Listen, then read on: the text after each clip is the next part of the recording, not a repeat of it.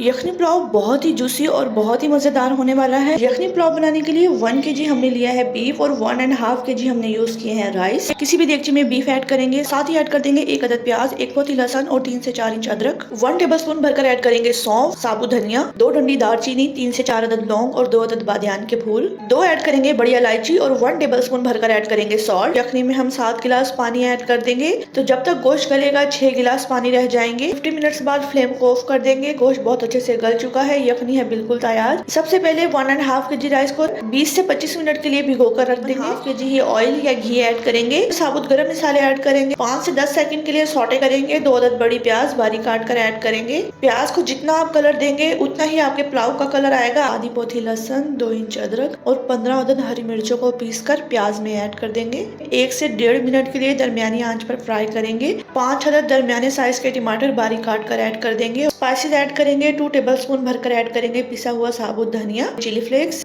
Salt.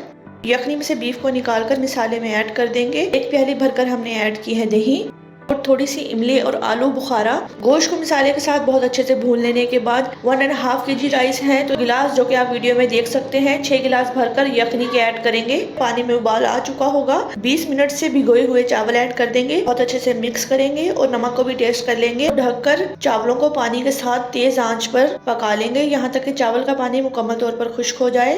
4 अदद लौंग और थोड़ी सी जायफल और जावित्री। दम पर लगाने से पहले 1 टेबलस्पून भरकर जायफल, जावित्री और लौंग का पाउडर ऐड करेंगे। खुशबू के लिए थोड़ा सा पुदीना भी हमने दम में ऐड किया है और चावल में तकरीबन 5% पानी रह जाएगा। 2 अदद गीली साफी लगाकर चावल को दम पर रख देंगे। 15 मिनट बाद चेक करेंगे। जैसे कि आप देख सकते हैं बहुत ही मजेदार और खिला खिला बीफ यखनी पुलाव बनकर है बिल्कुल तैयार। बहुत ही जूसी और मजेदार यखनी पुलाव बनकर तैयार हुआ था। आप